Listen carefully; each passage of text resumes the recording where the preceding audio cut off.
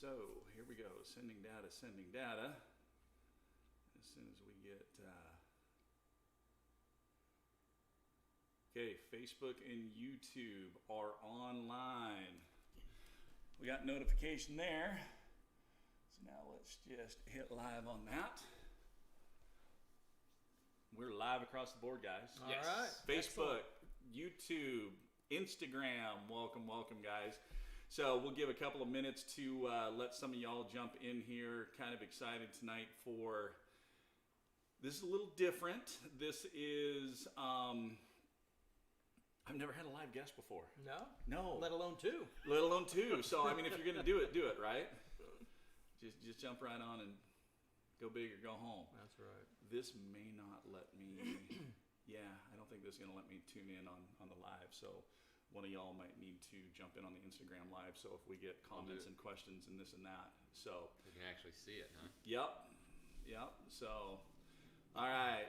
Natalia Elliston from Facebook. Hello. Looks like we got a few of you guys jumping in from Instagram. Better than dead guest, yes. Jay Glasser, how you doing, buddy? So Mark Santo, what up, brother? So look at that. So you guys are already getting compliments about better than dead guests. That's right. 503 Huntaw, Initial Ascent into house. Nice. Ron Killing, good to see you again. Jay Colley, I'm here, boss. What's going on? Good evening, everybody. Like I said, this is kind of a little special deal tonight, a little different, out of the norm. So, John Jones.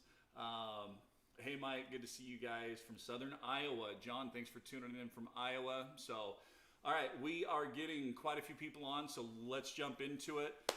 Hello, everybody. My name is Michael Batiste, and I'm from Elk Calling Academy, and this is Wapiti Wednesday Live Q&A. See that? Get live guests, and man, I just learned how to do the opening. So if this is your first time joining us, welcome, and make sure that you like, subscribe, or follow, depending on which platform you're tuning in, if you like the information you're seeing here.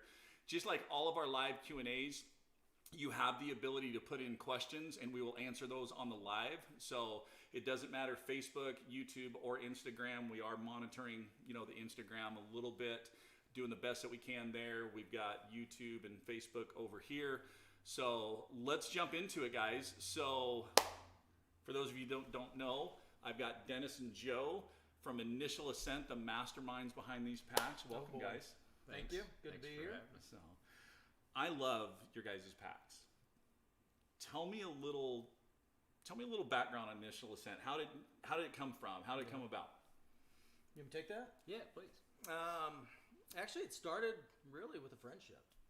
When I think about it, that's really where it started. Was Dennis and I just having a common interest in the hunting, and Dennis had his way of hunting, I had my way. There was a lot of similarities, a lot of overlap with different packs and things like that. And it started with a conversation on a football field. Really is where it started.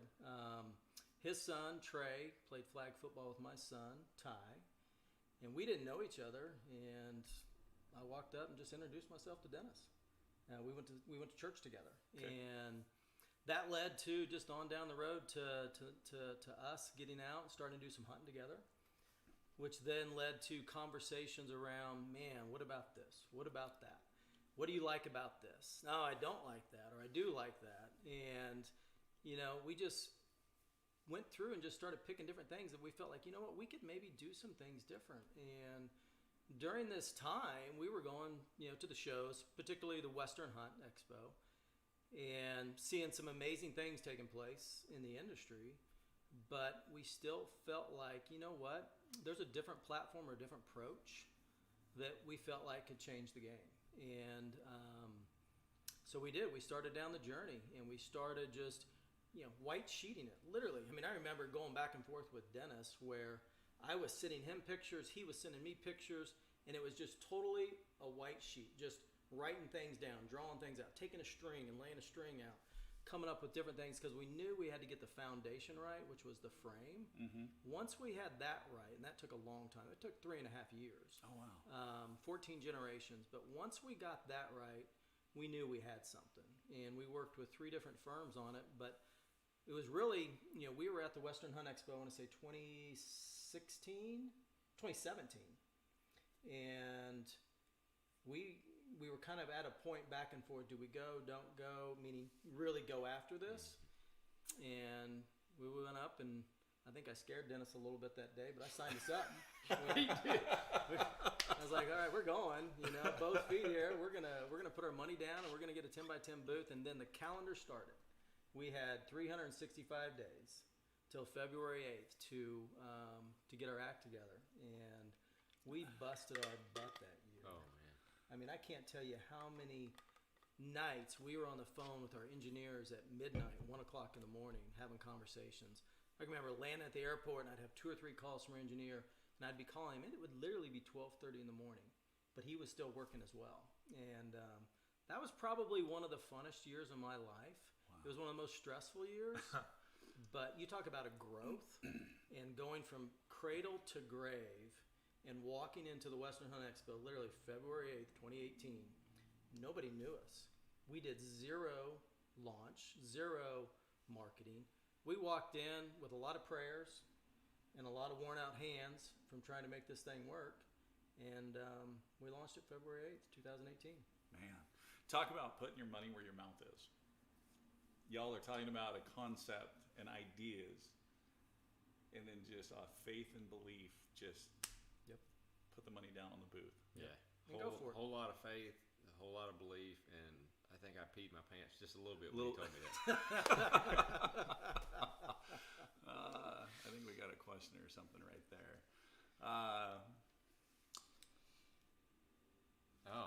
That would be for you. Okay.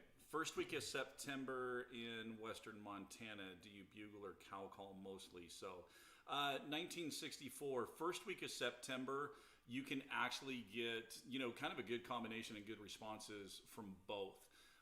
You can use cow calls and bugles to kind of build excitement, kind of get the attention. The one thing that you need to keep in mind, though, is because that is still early in the season, your bugling action really isn't intense. It's not peak. So your responses are primarily, or your bugling back from bulls is primarily going to be early in the morning and late in the evening. But they're still going to respond, and they can respond with raking. They can respond with, low tones. They can respond by actually just coming into you silent. In fact, last year, probably the first 2-3 bulls that we took early in the season never even made a peep, but man, they just came in. So what you want to do is you want to create excitement, have sounds that tell specific things and ask for specific responses, and get that interest of the bulls. So basically, in a nutshell, both cow sounds and bugles. So, okay, what else we got here? Billy Hackworth, love the shirt, buddy. Which one, Billy? I assume the switching camo. So, good evening, gentlemen. When e-scouting a new area, what are some key things you look for? You guys do much e-scouting? I'm getting better at it. Well, you kind of have a connection with someone that kind of teaches a course, don't you? Yeah. So, Joe? As Dennis would say, I'm getting better at it. I'm a little stubborn, and I think I'm impatient. Okay. So I'm trying to get better at doing the pre-work versus just going. But it takes a little discipline. Yeah. It does. And I'll tell you what, the pre-work, the e-scouting, it's so cool that we have that as a tool today to, really, really look in an area before we even step foot out there. So things I look for, especially on the elk side, first thing I'm going to look for is those cool dark draws. I'm going to look for that bedding timber, that dark timber on the northeastern facing slopes. And in fact, those of you that are herd members over on the Patreon page at elkcallingacademy.com, you guys know my number one tool for finding that and how quickly you can find those bedding areas. And I think before these two leave my house tonight, I think I'm going to be introducing them to this new tool because they're both looking at me like, sure. Exactly. So, but yeah, the things I'll look for is that heavy timber, that dark timber that represents bedding areas. And then from there, I'm going to look for natural travel corridors, benches, saddles, those kind of things where they'll transition into feeding areas, maybe some funnels or corridors that will indicate good travel routes in between the bedding and feeding. And those are all things that I'm looking on the e-scouting first and dropping pins. And then once I kind of have those, then it's boots on the ground to actually get in there and look for that elk sign. So, Excellent. okay. So let's jump into pack real quick. So you brought one of your packs with us. I think it's called AKA the Batiste, isn't it? Oh God! Roger mentioned that. He tagged me in an Instagram post with that, and I was just laughing. And I was like, not even. So a lot of blood, sweat, and tears from Mr. Batiste on this one. That's right. So what I did is I brought the IA2K, and this is mine. And so, just briefly about, Joe talked about the foundation, and what we have here is a carbon fiber composite frame, and there's several layers. It's kind of baked like a cake, and when we started this thing, it was a cake that had no recipe. So there's a lot of that. That's how come it took 3.5 years. But we've got that as our foundation, and then we have our suspension system, 2-stage lumbar support there, 3-point locking system up here to where your shoulder harness is pretty tied hard and fast to your frame. Our system is modular, so this we've got our lid on here, and that's kind of what we've been doing here lately. But the 2K kind of came about just from a necessity, because our first pack that we had was the 4K, and we had the 4K in combination with the pannier load carrier, which always kind of resides on our frames. And then when we get to camp, we could dump off that 4K bag and then just use the lid and the pannier and run what we call day mode. Well, once you got into the later season, you'd start to run into an issue where you've got more layers and you're just starting to run out of room, in day mode. And so that's kind of where the 2K was born. It was just born out of necessity to try to bridge that gap between the pannier load carrier day pack mode and the 4K. And so it's right at 2,300 cubic inches as it sits right there. It's got one big oval or a U-shaped pocket there to get into the main bag. You've got a couple of expandable pockets on the front there. There's a couple of expandable pockets that are inside for organizational purposes, and then it's just pretty minimal. But one of those packs, and you can attest to this firsthand, how you can pack meat out with this. It separates from the frame just like all of our other packs. But tell us your experience there. So I was fortunate with, these guys came to me last year and asked if I'd be interested in field testing the 2K, and man, I jumped all over that like a kid chasing the ice cream truck down the neighborhood. So that is one of the things that, we noticed with packing meat on this, and how quickly you can separate that, open up that bag from the frame, get it loaded, that bag back on, and then, you're packing.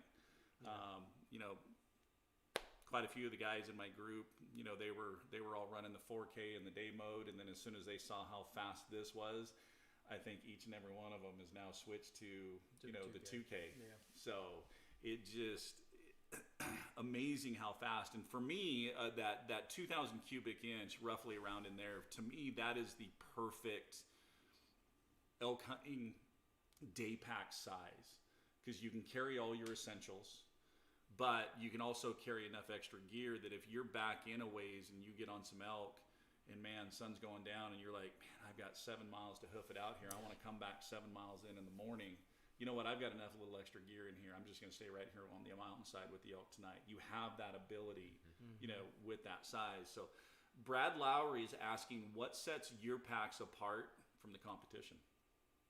Yeah, I would say it starts kind of what I was sharing a little bit. Just it is literally the foundation is our frame. That is very unique, very special, to our pack system. And when you think about the bag itself, right? I mean, a bag in a lot of ways, there's a lot of similarities from manufacturer to manufacturer.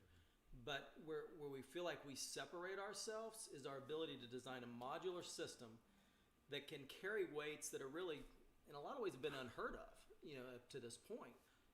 We have individuals now that are literally carrying an entire elk in one trip. I would love to say that's me, but my knees would say no. But if you have the physical ability to do it, the frame will do it. The pack system will do it. So, I mean, really, the one thing that is distinctly different that really does separate us, and it's our foundation, it is our frame. And that's one of those things that you talk about, the ability to carry the load, but it's the ability to carry the load comfortably. Good point. To how it distributes that load onto your hips. I mean, the tops of your shoulders, I mean, when I have this loaded down, the only places I feel is that load on my hips and then right on the front of the pecs. Yeah. There's absolutely nothing on the top of the shoulders with that weight sitting on it. Yeah. So. Yeah, and that is literally by design. 3 engineering firms to get to that point. And very specific, the way the frame is curved, the curvature follows, and it forces that weight down into the hips, which is where we target 80% here, 20% up top. Right. And the feedback we've gotten from folks feels like we've been able to do it. I still remember the first time at Western Hunting Conservation Expo when I walked into y'all's booth and you put the pack on. Well, first off, we did a little live YouTube deal for you guys to introduce your company. Yeah. And then it was like, okay, let's throw this on. And with that sandbag y'all had in there, I still remember the expression on my face. I remember that. I thought you guys were full of it when you told me how much weight was in there. Yeah. It just, I mean, it felt 15 pounds. It didn't feel like 35, 40 pounds in there. Right. No way at all. And I mean, last year with that 2K, every single elk, I had a hind quarter and a front quarter on it, and just walking upright, comfortable, and whistling as I'm going out. Yeah. So Colin's story, when a bull is coming in and wins you, doesn't blow out, but sneaks off and continues to bugle down the ridge, is it worth it to chase that bull, or do you leave him be for a little while? I would actually trail him and see how his emotions are. A lot of times, when he's kind of continuing to bugle, he's kind of maintaining the contact with you. He's kind of saying, hey, I'm just kind of heading this way. And, it could be that he has other elk in the area as well, and he's just letting them know where he's going. That's one of those things where you can kind of, stay on him, but give him a little bit of time. Give him a little while to calm down, especially if it's kind of, early morning. He's probably heading to his bedding area, and that's kind of why he's bugling a little bit. So if you know your area well enough and you know where he's heading, and you can take another route to kind of get parallel with him and then cut him off, keep wind in your favor, get close to where he's heading to on the bedding area, because elk typically settle down a little more once they get close to that bedding area, and you have a much better chance of re-engaging him and calling him in. The other thing you're going to want to do too is you're going to want to change up just a little bit what you were doing from that first encounter. They do have short-term memories, usually a couple of days, but where he didn't wind you, I'm still going to change just a little bit. And yeah, you do have the ability that you can re-engage him and get him going. So, we got anything on Insta? One thing I saw over there, volume. There's a couple of volume comments. Volume when they speak is real low. So Joe and I just need to speak up. Y'all just Y'all need to speak up. Y'all need to project. So, thanks a bunch, guys, for telling us that. How is the sound on Instagram? Those of you that are tuning in on Instagram, let us know how the sound is, because the microphone's just back a little bit farther on that one. So, let's see. Nicholas Curry, I came across an elk in the woods last weekend, and it was huffing. What does that call mean? A lot of times that huffing is from a dominant bull. It's basically displaying his dominance with other bulls around. They actually have a lot of low audible vocalizations that a lot of people don't hear, because you got to be really, really close to it. But yeah, if he's huffing or kind of doing this hissing sound, That's a dominant bull that is letting the other bulls in the area know that daddy's home and they kind of need to get out. So, okay, I can kind of see, hey, look, I can read that. My eyes aren't so You bad. can? Impressive. Sounds great. So, Okay, good. so I've got one from Amy Hall here. Okay. Let's see, Amy Hall Hunter. I may have missed it. The pack for a 5'2" petite woman. How would I pick a pack? Amy, that's a great question because the way your guys' harness system is. Yeah. What range is your harness system going to work on? Gosh, we've got a large range. Okay, it's very large. We have fit folks from, and it all depends on torso length. Yeah. I mean, that's the biggest thing. And that does equate to height. It has to physically, right? But I found a guy the other day that I fit with a pack, and he was 6'8", and his torso length, I kid you not, was only 20 inches and a half. Really? 6'8". And a torso of 20 and a half. Yeah. Wow. So we've fit torso lengths. We've got probably 6 to 8 inches of adjustment, I would say. Yeah. Something like that, and I'd probably safely lean more towards 6 inches. Someone 5'2", Amy, you're probably, what I want you to do is go on our YouTube channel, and we have a video on there on how to measure your torso properly.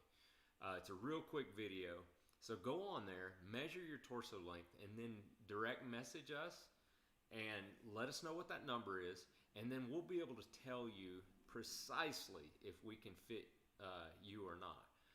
If you are local, we do set up appointments, and I set up multiple appointments every week with guys coming by and gals coming by to try on packs. So do that for us, and we'll see if we can fit you. So, perfect. Okay. Jay Colley, big shout out to Dennis and the guys. Thanks so much for everything you have done for me. Amazing service, hands down, best pack. Thanks. Jay, thank you, buddy. Hope you like that shirt. Wyatt, how you doing, bud? All right. Jeff. Hey, Mike, can you give us any tips for if you're camped higher on the mountain and the elk may be coming up towards us? Absolutely. We've got a couple of places that's exactly what we do. We will use the side-by-sides in the vehicles to take roads to gain elevation. And then we basically kind of stage ourselves to where we're waiting for the elk to come up to us. It's really nice because then you don't have to chase elk up the mountain, but it is kind of tricky because with those diurnal thermals where in the morning they're blowing down. So Jeff, usually what I will do is, especially if you're on a bench or something, I will get on the edge of the bench to where I can hear down and hear the elk coming up. And then what I'm going to do is I'm going to position myself so that my thermals that are blowing down are maybe hitting a different drainage going away from those elk to where they're coming up from. And even if you have to back off, 600, 700, 800 yards or whatever, and just to where you can barely hear them, time it so that when they're getting close, you can kind of start moving towards them so that as soon as they break into that bench or on the elevation that you're at, you're on that same elevation with them, and then you really don't have to worry about those winds. So, but usually it's simply just getting off on the side and listening to them come up, especially later in the season when they're more vocal, when they're on the move like that, it really makes it a lot easier. So, Jeff, hope that answers your question. So, Let's see. My wife is in the market. Brad Lowry, my wife is in the market for a pack as well. What 2,500 or lower size would you recommend for a day pack? She is short, 5'3". Yeah. Day mode? Yeah, I mean, it's two options. One, the day mode is certainly an option. With that system, you're going to have our pannier, which gives you storage of about 800 cubic inches with that in the lid, maybe 850. If you need a little bit more storage, the 2,000. Yeah. Right? And I would say this is more versatile than the day pack, because if you are going to do some late season hunts where you got a little bit more gear, things like that you're going to take with you even on day hunts. So I would, depending on how much you're going to be out, how far you're going to be away, what time of the year, either the day pack system or the 2K that we're showing here. And Brad, here's one thing that's kind of cool about the 2K is you can run it with the lid or you can run it without. I prefer to run it without because I learned a long time ago that if you have a pack with a lot of pockets, you are going to find stuff to put in those pockets. Yep. So, and honestly, the way the 2K, because the lid actually didn't come into the equation until Western Hunting this year when guys were asking hey, could, Yep. yeah. Yep. And so, and in fact, I remember when Eric grabbed his. Yeah, that's right. He was like, got to go with the lid. Yeah. I'm like, why? I'm like, everything we did last year field testing with that 2K, we didn't have oh, that's right. I'm like, but hey, if you want to run the lid, man. I mean, it's, more power to me personally. I like the 2K without the lid.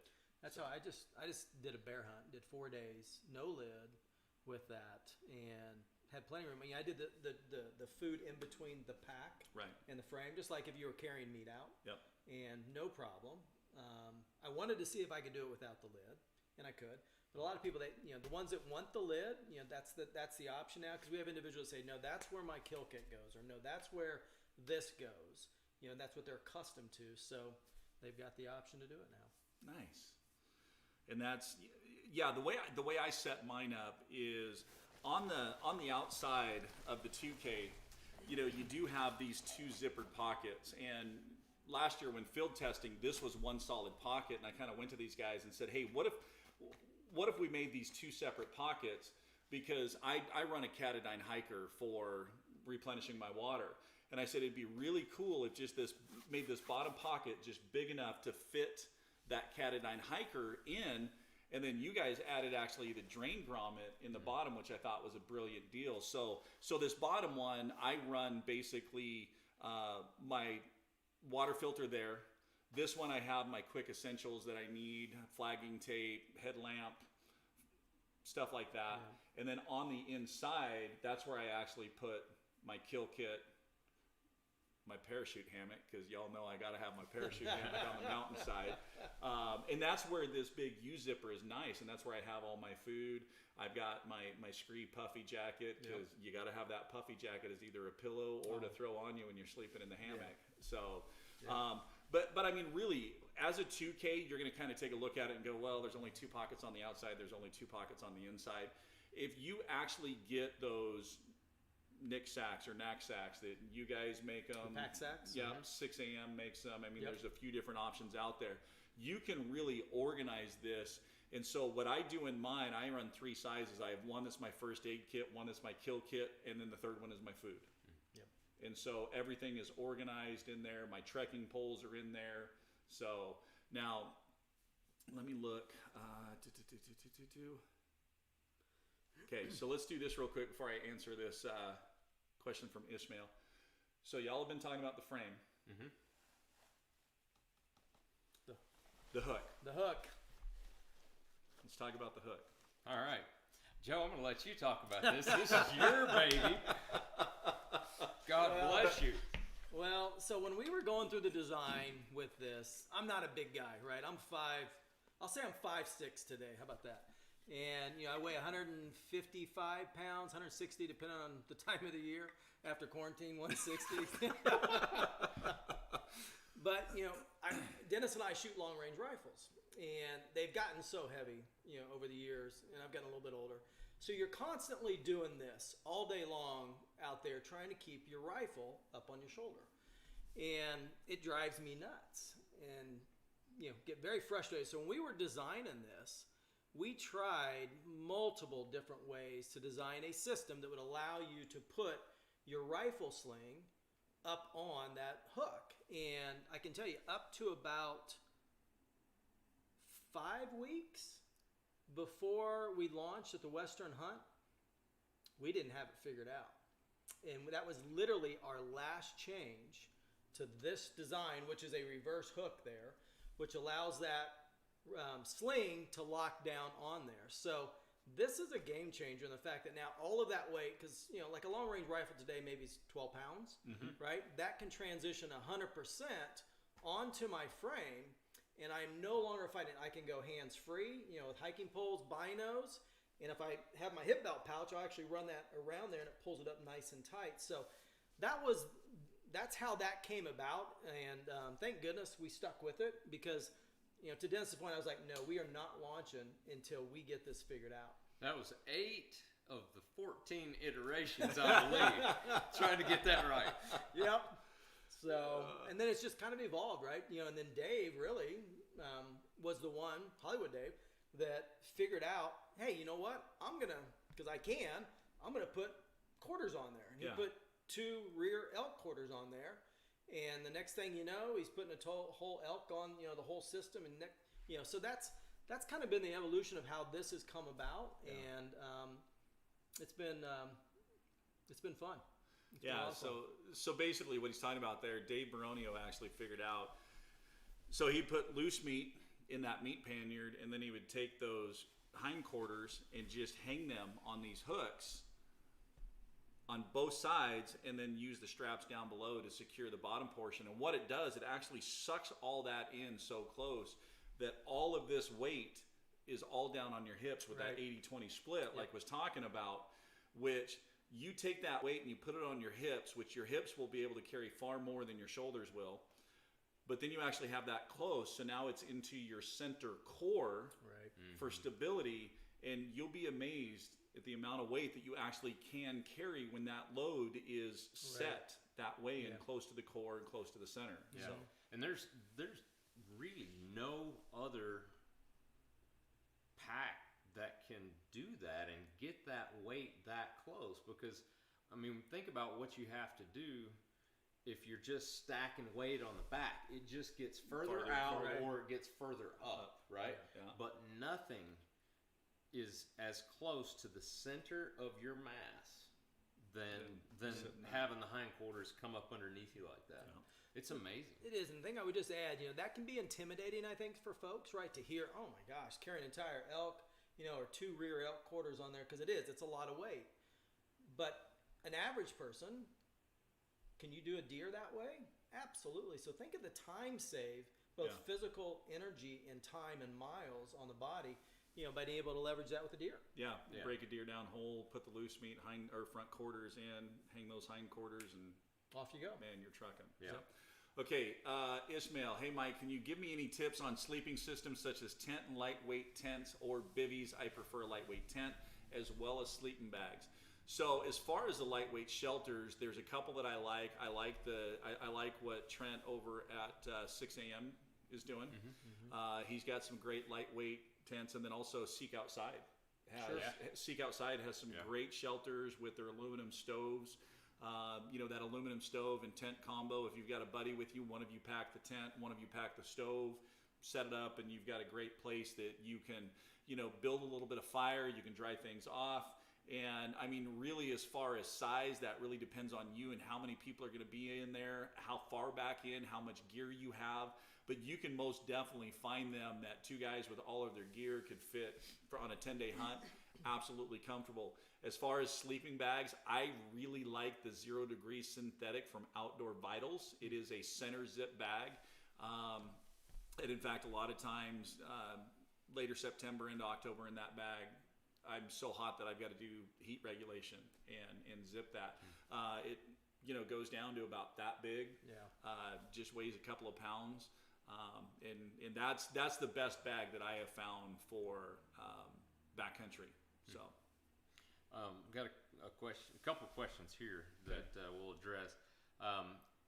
Let's see. 1964 D Page asked, "Is the lid an option to buy or just an option to use it?"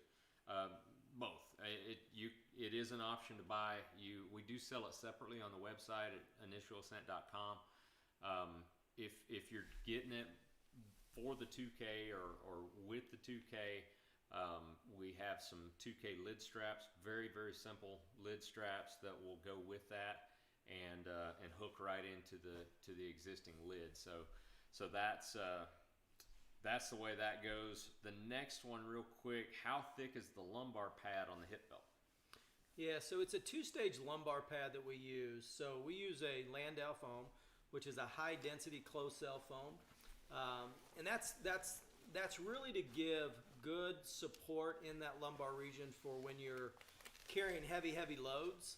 And that's one of the things that we have really learned through this whole process, that you really need that support within the lumbar region. That's been a lot of feedback we've gotten. But we also have a softer foam that sits on this side, which is the skin side, to give you that cushion for, just say, everyday wear, right?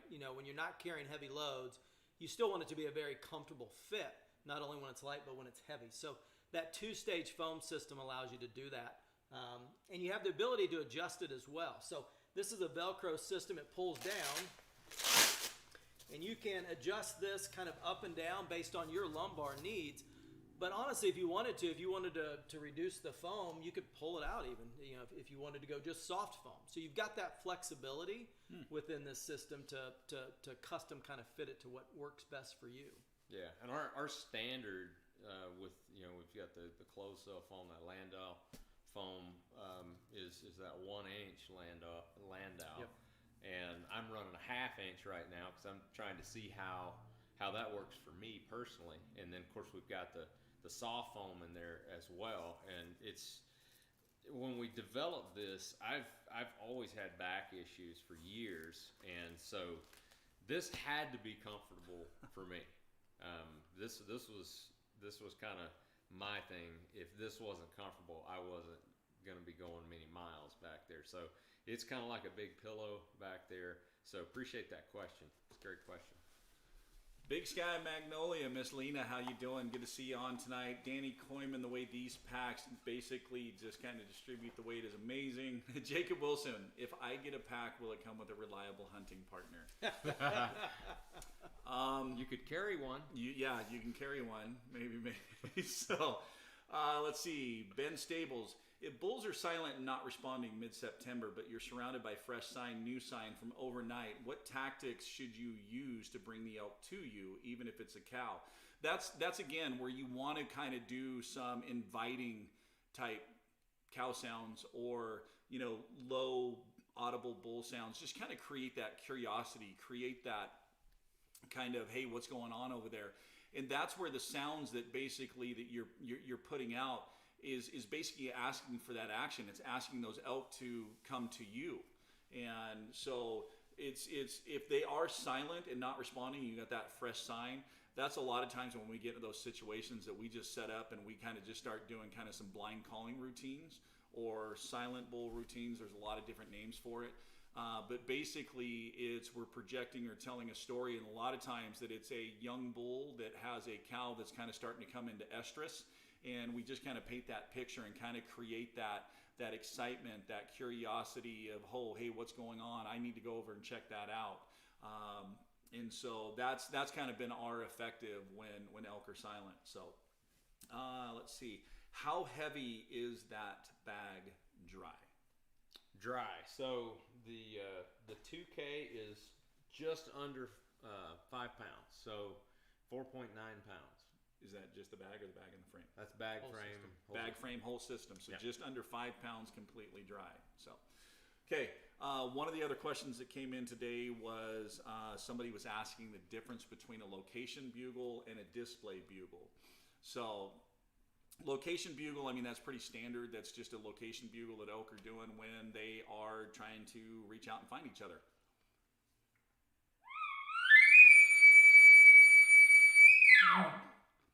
There's no big finish. There's nothing. It's just like you saying hi to somebody. Now, a display bugle can also be called a lip ball, a dominance. There's a lot of different names for it, but the way to tell the difference is because the display bugle will kind of have that raspy guttural sound in the middle of it.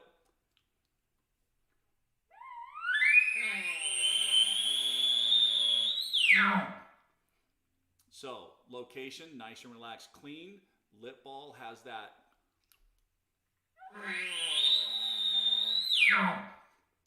right in the middle of it. So, hopefully that answers your question on the difference between those two.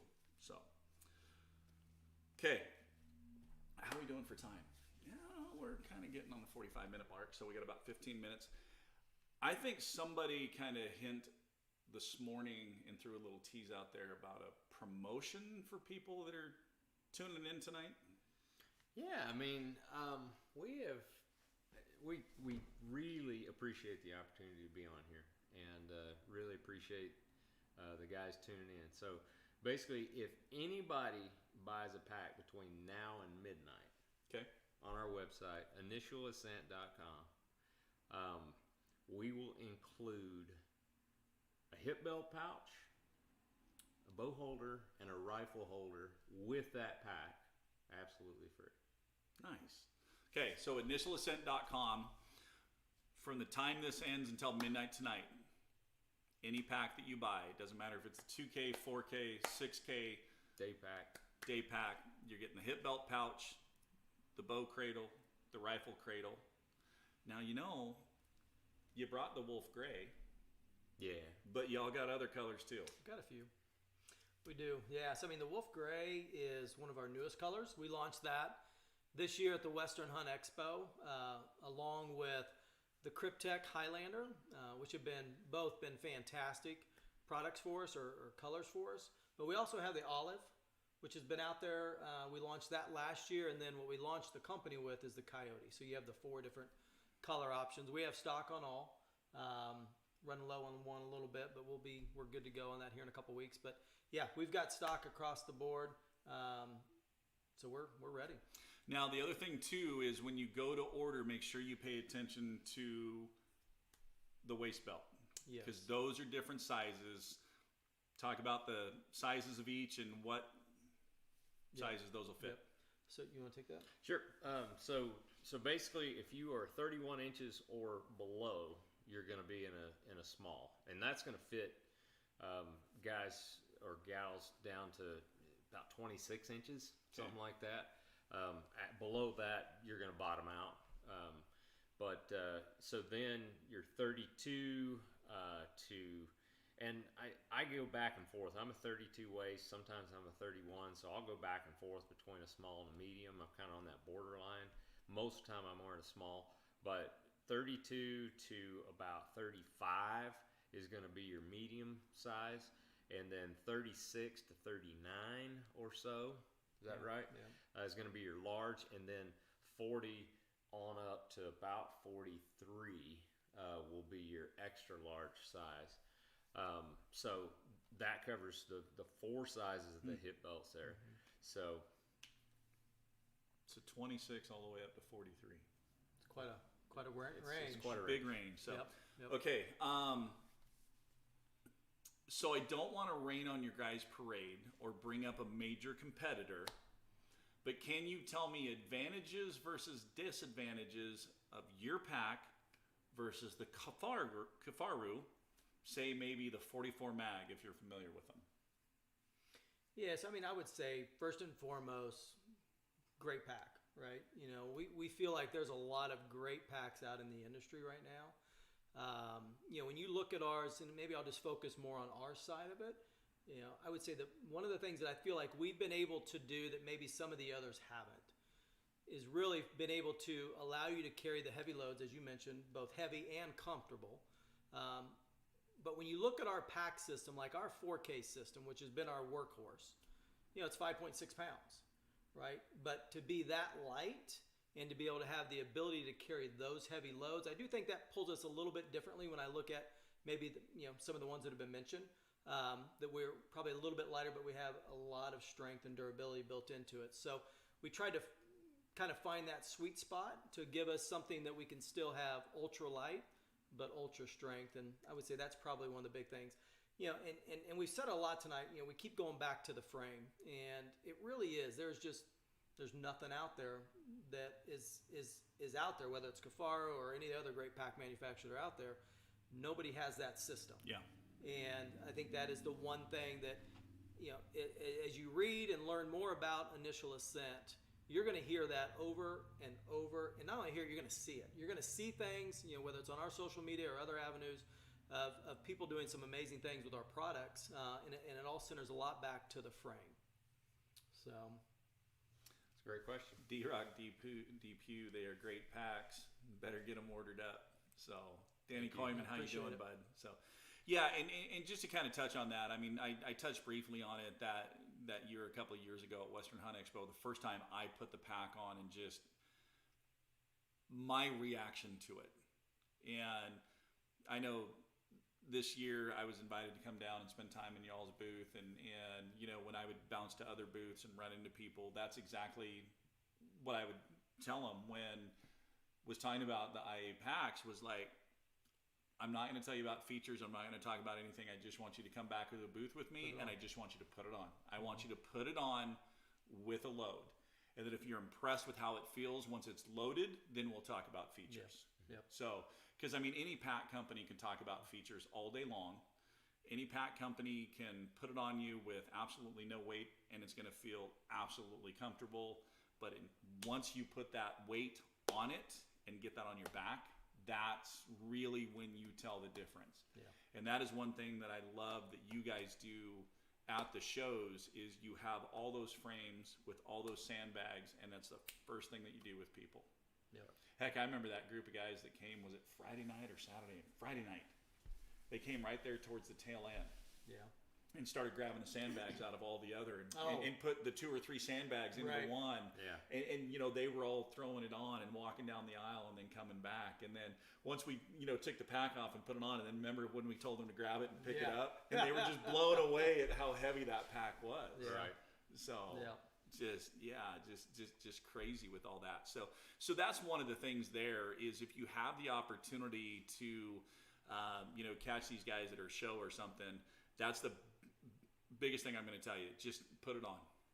If you want to know how it compares to anything that you're running now, and especially if you've run a load in the current pack, put these on with a load. I've run a lot of different packs from a lot of different companies over my years of hunting, and I can personally say I have never run anything that handles loads the way this does and feels as comfortable as this does. And if there's, and I get it, it's an investment, right? We look at the pack no differently than an investment for rifles, boots.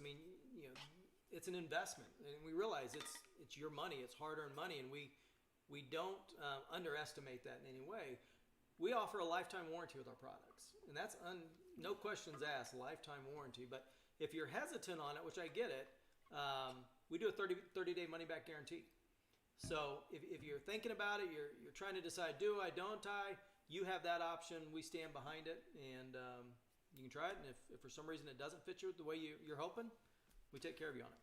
Right here, Danny Koyman just chimed in. That was amazing when you had me try it on for sure at the expo when I brought him over and tried it on. Awesome. Steve Shelley, pack ordered. Thank you, brother. Steve, Appreciate thank you. that. Thanks.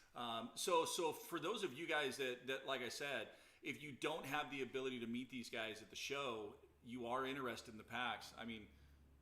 That 30-day money-back guarantee and a lifetime guarantee, you're talking 2 guys that put their blood, sweat, and tears in this and believe in it so strongly that they're willing to give you a full 30 days of getting this pack, trying it on, putting a sandbag, putting some weight in it, testing how it feels, and then deciding, man, this is better than what I already have, or it's not better, or whatever. But that is unheard of with people standing behind that.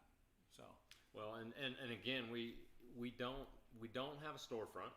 Yep. Right now, we don't have a storefront, but we do make individual appointments at the shop, and Joe or I will absolutely take you through the entire system.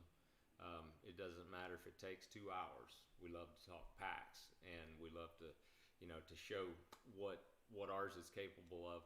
We will fit you with your torso length. So get a hold of us if you're local. We'd love for you to come by appointment, and we'll get you fit and get you set up. do we got any other questions on Instagram?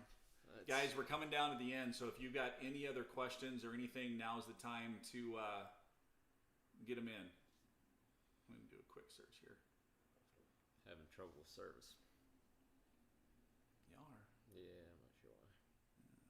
This is getting to that evening where everybody's Jumping tuning in. on. Everybody's on. Yeah, everybody's jumping on. Yeah, I thought I saw some kind of comments rolling through. Okay. Let's see. We got that one. You got the how thick? What is that one right there? One frame, one cement suspension, multiple bags is huge, guys. So Correct. oh, we don't want to mention who that was. Guy, how you doing, brother? Hey, Guy. So, Another baby. but yeah, that is one of the things that's kind of neat about this system is, building off that frame, that base, rocking in day mode, stepping up to the 2K, Yep. 4K, 6K. And once you have that frame with that day system, the bags are just interchangeable. So you really do have pretty much a modular system that if you're just going out for a quick day deer hunt, run it in day mode. If you're going out for 2-3 days, run the 2K. 2K. If you're going out for 5 to 6 days, go to the 4K. If you're going out for 7 to 10, rock that 6K. But the cool thing is, like was mentioned, you run that 6K on that 7 to 10, you get into camp, you snap that big 6K bag off, then you're back to day mode for while you're Right. hunting in that area. And you're packing Super light. animals immediately. So there's no going back to camp to get your pack frame or anything like that. it's right there. So already with you. your first trip off So- is with meat. And that's something that's huge with me. You guys know, you've heard me talk about that first trip is meat. And in this past year, past season, it was kind of cool because of, quite a few of the guys, in camp running the same pack. So there's 6 total guys in my camp, and we hunt in groups of 3. And basically, we've got it down now because of these packs that between the 3 of us, we're a full elk out in one trip. We don't have to make multiple trips to get those elk off the mountain. So, Got a question there? all right. Should you hunt over wallows in the first week of September? 1964 D Page. Wallows can be really, really effective early in the season because, those bulls are really hitting those wallows. Me personally, I don't have the patience for it. I have good intentions and have tried it a lot of times to sit on wallows or maybe a pond or a small water source or something. But something happens after 20 minutes that my mind starts telling me that just over on the backside of that little ridge, there's a bull bugling. And I just know he's there, and I need to go to the top of that ridge so that I can hear that bull bugling on the backside and go get him. And so a lot of times it will end up that I leave that wallow, I get up to the top of the ridge, and there is no bull bugling on the backside of that ridge. And by the time I turn around and come back by the wallow, there's fresh tracks or fresh poo right by the wallow. So, but actually one of the things that we've done kind of in our area, and this is where kind of going off that e-scouting, if you get into that area that you found e-scouting and you find some wallows, those are great places to drop trail cameras. Because we had a wallow last year that we knew there was a bachelor group of 3 bulls that were coming into that wallow every day at 6:21. Every day from about 6:15 to about 6:30. Most of the time it was around that 6:20 mark. They were hitting that wallow every single day. And, we kind of had that intention of, hey, we're going to go hunt this area and make sure that we're over by that wallow in that evening time because they're already setting that pattern for us. So now that was early in the season. As the season progressed, of course, those bulls kind of, moved out of that wallow. Now they're kind of into more of their rutting areas. But, we had trail camera pictures of those guys all summer long. Yeah. So, and it's kind of neat too because you get a good inventory. And I mean, on that wallow itself, we had those bulls coming in. We had a couple of does coming in with little baby fawns. It was so cool to kind of watch them grow through the progression of the pictures. Had a sow bear with a cub that, she would just come in and she would lounge in the middle of that wallow while her cub is just running around, jumping up on trees and stuff. And it's just, it's so cool to watch. But yeah, wallows can be effective. So, Sean, how you doing, brother? Great video. Definitely going to order the 4K. Thanks, guys. Thank you. Thanks, Sean. You need Danny. You need 7 people in your hunting group. Got to add Danny Coleman to my hunting group. So, Carrie, sorry I'm at work and in and out. Does the frame fit anyone, or do you need to get one for a specific size person? Again, I'm 5'3" and found a used pack for sale. Would it fit me? It is a man selling it, so I'm sure it is bigger.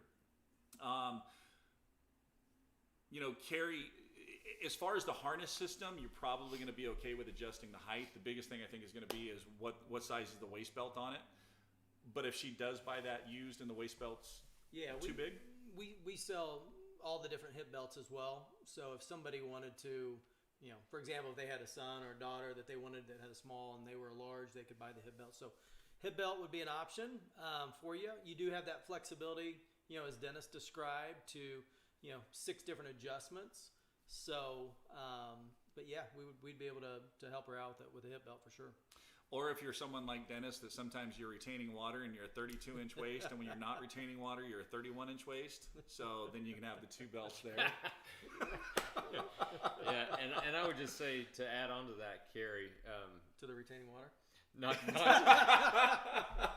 I walked right into that.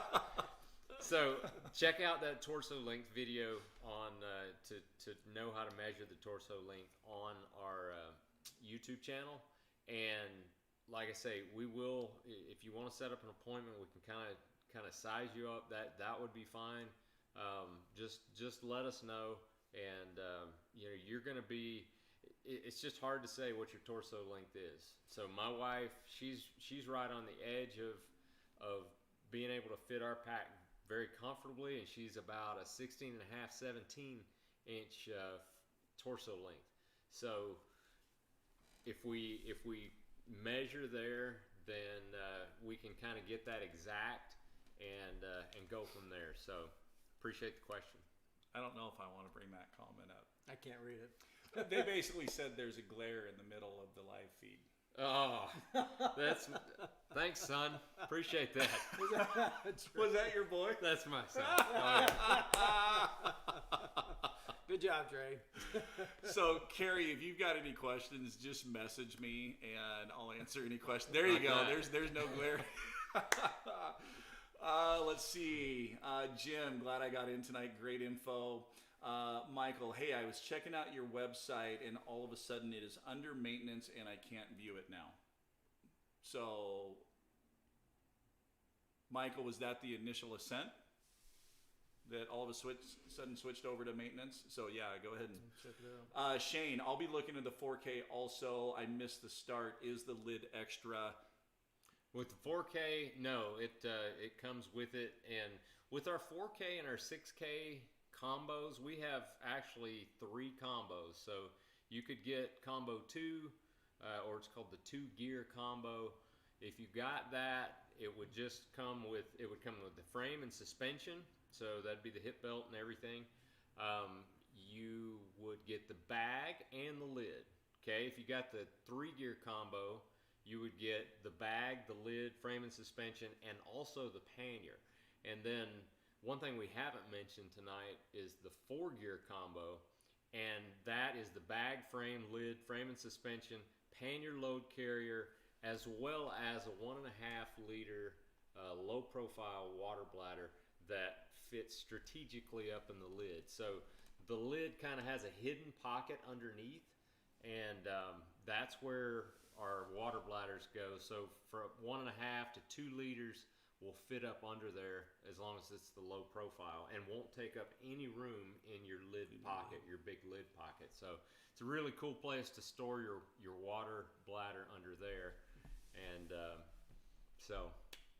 and for those of you that are interested in the 2K, the 2K actually has the water bladder in between the bag and the frame. And the thing that I really like about that location is you don't have to pull that bladder out at all to fill it. So a couple of you guys have mentioned that the IA site is down. Joe just checked on it. So appreciate the notification letting us know that, guys. I'm not sure what's going on. They crashed it. You guys crashed it. Y'all crashed the site. It's a first, so I guess we say thank you for that. But we will. I literally forwarded it to our tech guy, and he's one of those guys, works 24/7, so he'll be on it, I'm sure. So check us back in a little bit. Do appreciate the notice on it, though. Yeah, and since we do have a delay, we probably should extend. We'll extend that offer. In case you guys didn't catch it, we do have an offer. If you buy a pack from now till midnight, you will get, and this is any pack, you'll get a hip belt pouch, you'll get a free gun carrier or rifle carrier, and you'll get a free bow carrier with that. So we're going to extend that till noon tomorrow. Sounds good. Noon tomorrow since the Y'all site's got down. an extra 12 hours there. So, Michael, those are killer looking packs. Hey, man, I'll definitely be checking back, so no worries. Michael, appreciate that. Thank you. So, Thank you. and if any of you guys are local in the Boise area, I do have the 2K and I have the 4K. If you guys want to hook up for an evening hike on the foothills or something, we can throw a couple of sandbags in them and just go do a quick hike together.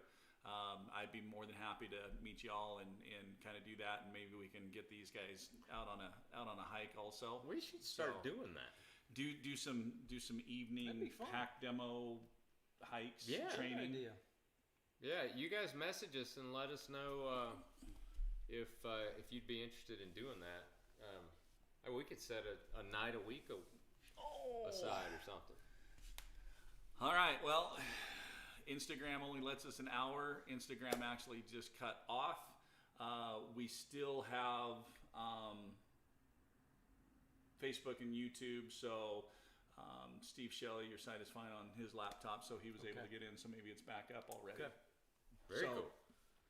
All right, guys, we are going to wrap this up tonight, and actually, I think we're just going to kind of spitball some more ideas about maybe designating a night to do some pack demos, training hikes, welcome for people joining in. We can actually pick different trail systems, change scenery, and It'd be fun. just get together and have some good old training Yeah. times. I So, like that.